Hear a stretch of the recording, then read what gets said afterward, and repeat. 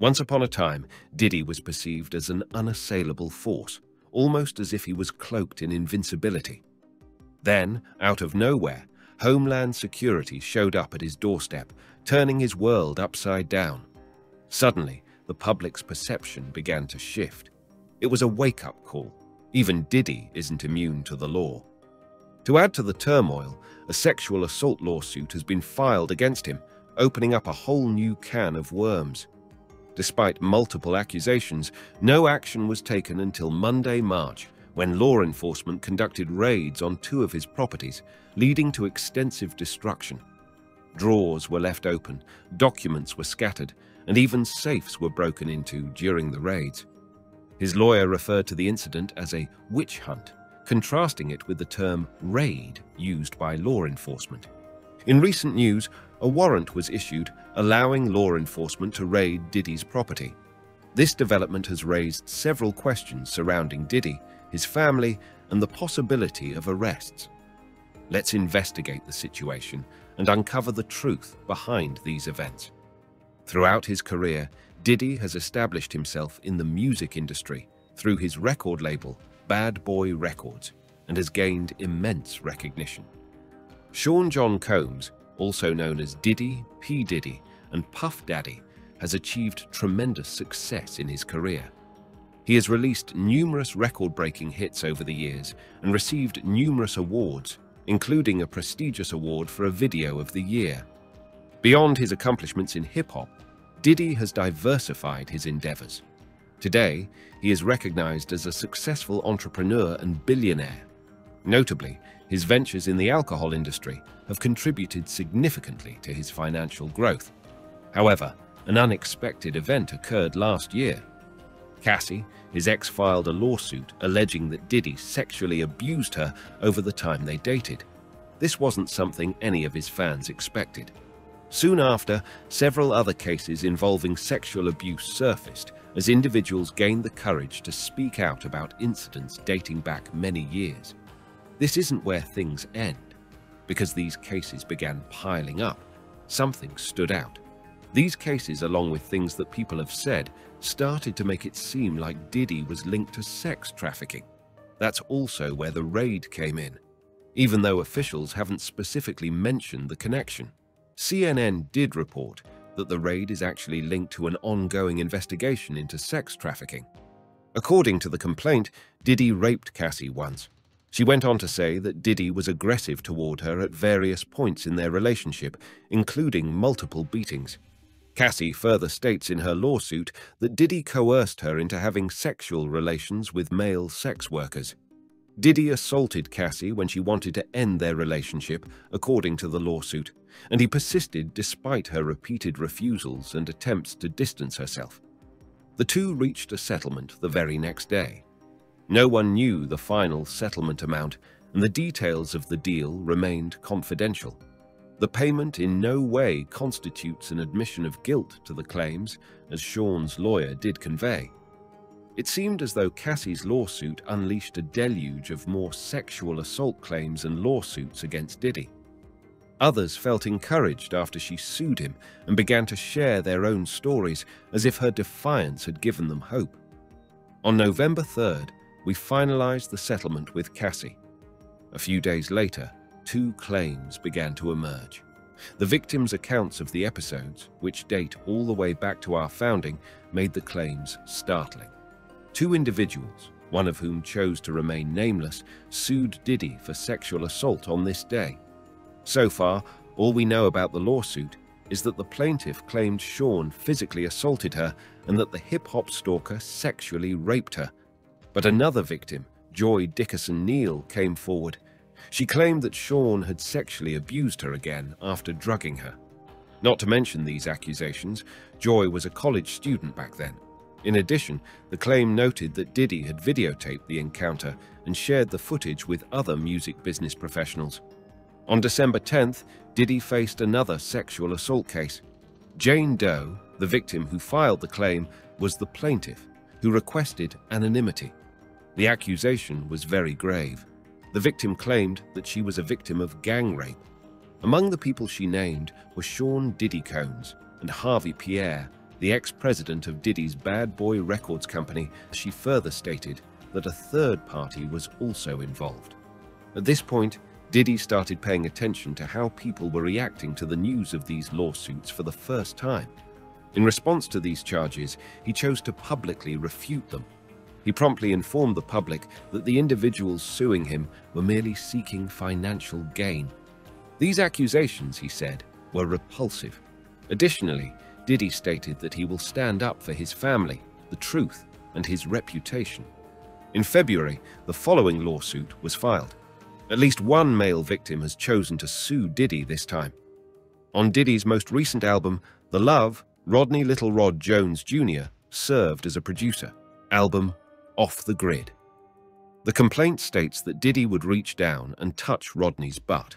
The lawsuit further asserts that Diddy desired for Rodney to engage in sexual relations with both him and other members of his crew. The accusations persist as Rodney discusses waking up one morning nude. He can't remember how he got there, so he assumes Diddy doped him the night before. In addition to him, 2 sex workers and Diddy were also on the bed. Additionally, Rodney claimed that Diddy had him do sex with underage sex workers. We have now addressed the allegations made against Diddy. Things aren't looking good for this hip-hop icon, and they're only getting worse. There were a lot of things that happened during these events, including Diddy pulling out of several companies and them cutting relations with him. To achieve our goal of exploring the whole story, we must consider all relevant factors in order to arrive at an accurate assessment of his home. 5 days after a lawsuit accused him of sexually assaulting a college student, Diddy resigned as chairman of Revolt. Now, Diddy has a significant role in the company Revolt. To be more specific, he assisted in the company's relaunch. Some may say Cent began trolling Diddy on social media as soon as this occurred. In fact, he did promise Diddy in an online post that he would purchase Revolt from him. He said that in order for us to be friends, I should sell it to him. Management still thought Diddy should step down, even though he wasn't actively involved with Revolt at the time. There were no day-to-day activities that required his participation. Diddy made the decision to shield his brand and mission from any potential harm from the sexual assault allegations. Cent even went so far as to share headline screenshots that included information on Diddy's resignation as Revolt chairman. Some firms have already opted to end their partnership with Diddy's e-commerce company by the 10th of December. Online retailer Empower Global sells a wide variety of items, including apparel and beauty goods, with a focus on Black people. In fact, several brands chose to sever all links with Empower Global on this very day. A few of the companies shared their thoughts on the subject and detailed why they severed relations with Diddy's e-commerce venture. Annette Najal, the founder of House of the Cloaked, said, "We made the decision on the day Cassandra Ventura filed her lawsuit. Such behavior is disgusting and intolerable, and we take the accusations against Mr. Coleman seriously. Victims have the right to voice their truth, and we stand with them when they do so. Stand firm in the face of overwhelming odds. Newty System, Falaba, Suri, No One Clothiers, and many other brands also withdrew." The founder of House of Tukura, a business that specializes in risk management, luxury bags, and eyewear, has revealed that she made the decision to sever ties the same day Ventura filed her lawsuit, underscoring the seriousness of the allegations made against Holmes. This occurred after Diddy, who was ecstatic when the Empower Global venture first began, decided to invest more than $1 million in it. Brands, however, were unwilling to continue associating themselves with his name in light of all these accusations. Empower Global took a major hit when companies stopped collaborating with them, leaving e-commerce brands with fewer things to offer consumers. 3 days later, Hulu confirmed that Diddy would no longer produce the Holmes family reality show. The show, Diddy Plus, was not yet in production. The show's producers came from James Corden's Full Well production company, but the accusations caused Hulu's executives to abandon the show's plans altogether. Moving forward to the present day, something out of the ordinary occurred at 2 of Diddy's properties, one in Miami and the other in Los Angeles in March. It appeared for a long time that Diddy could escape from anything, the hip-hop industry. We foolishly believed he was impenetrable and unbeatable. It made headlines when federal officials searched Diddy's Miami and Los Angeles homes.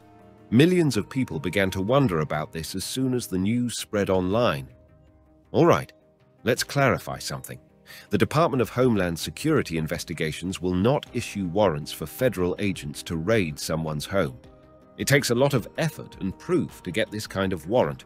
So, it's safe to assume that federal officials had been snooping on Diddy for the better part of 2 months before obtaining a warrant to raid his 2 houses.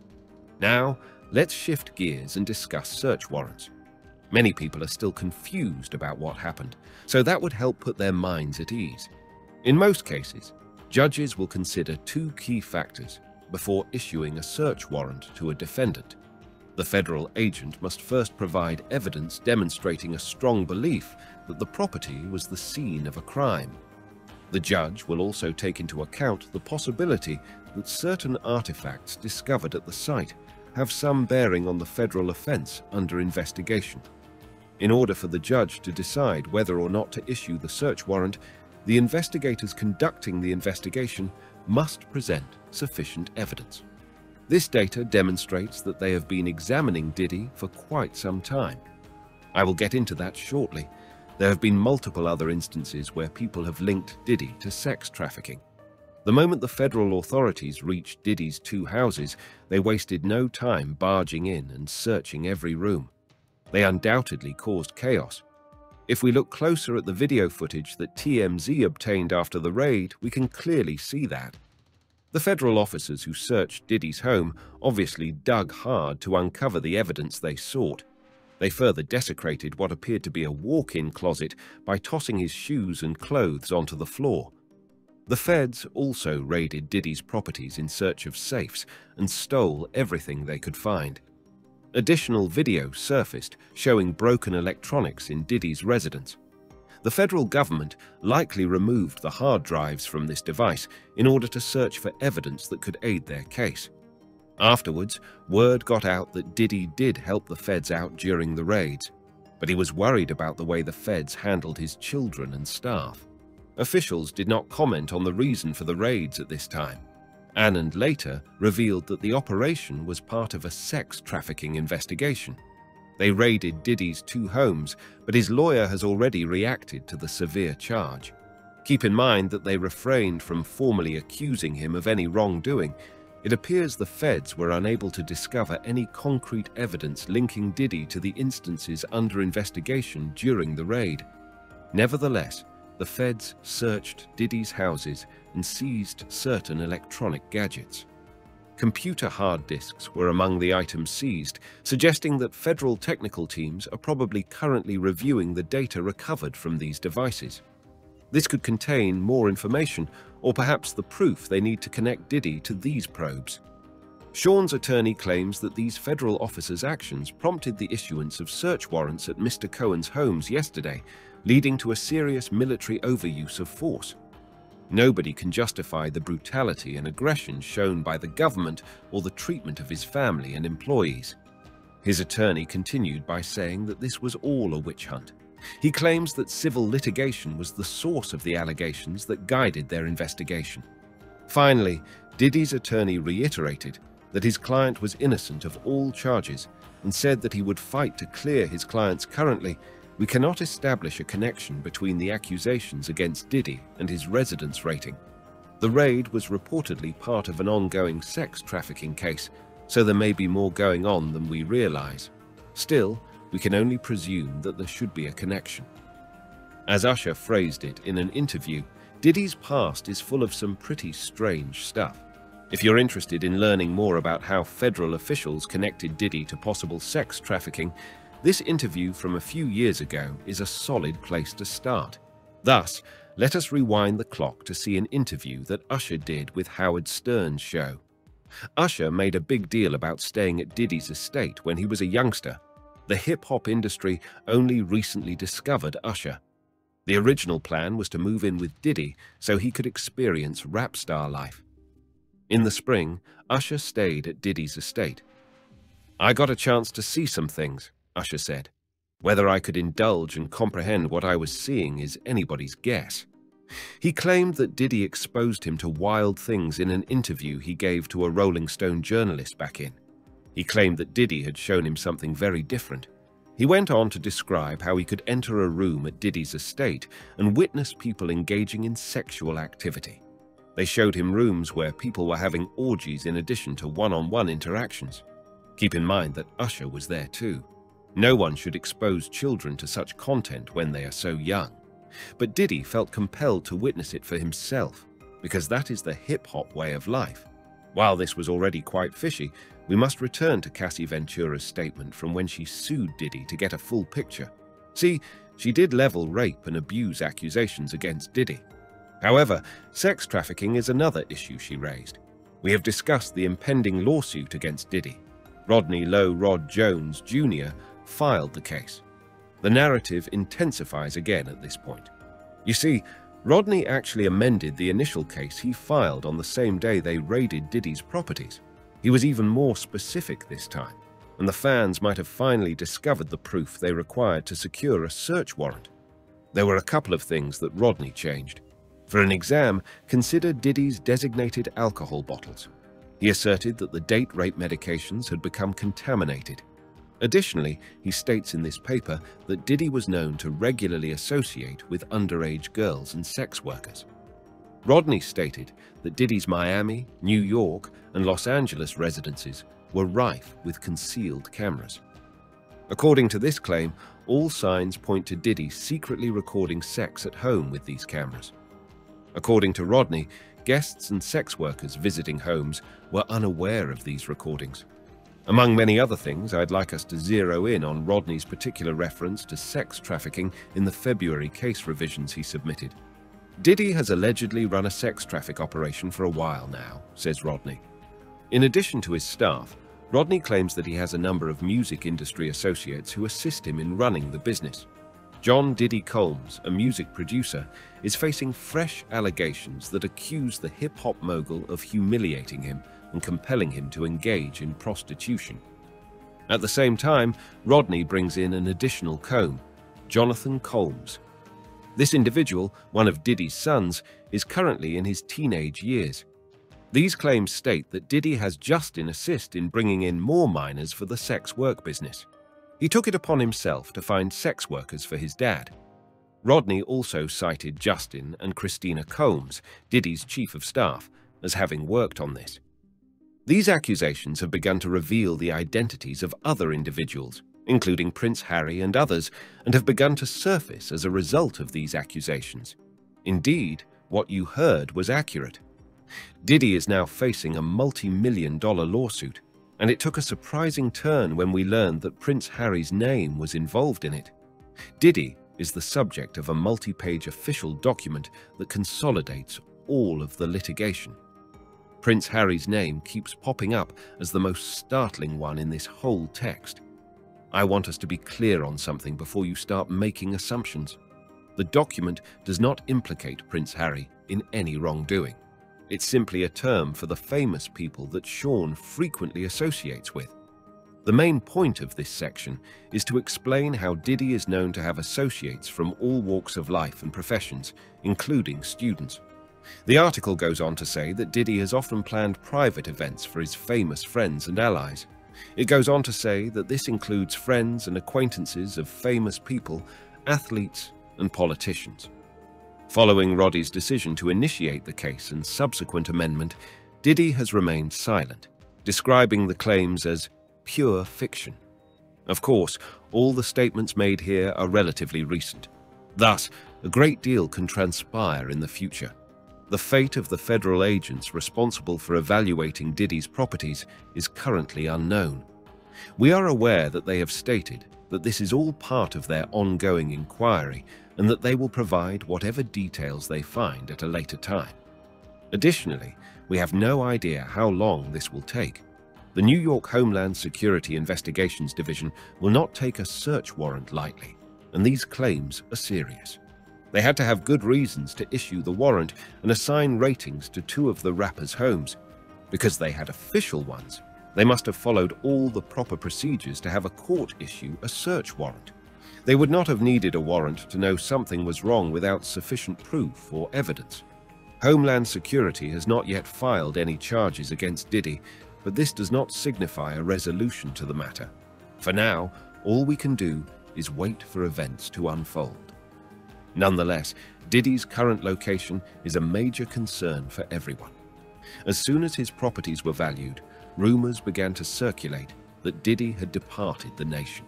The disappearance of Diddy's private plane from US airspace and its subsequent landing in Antigua set in motion these conspiracies.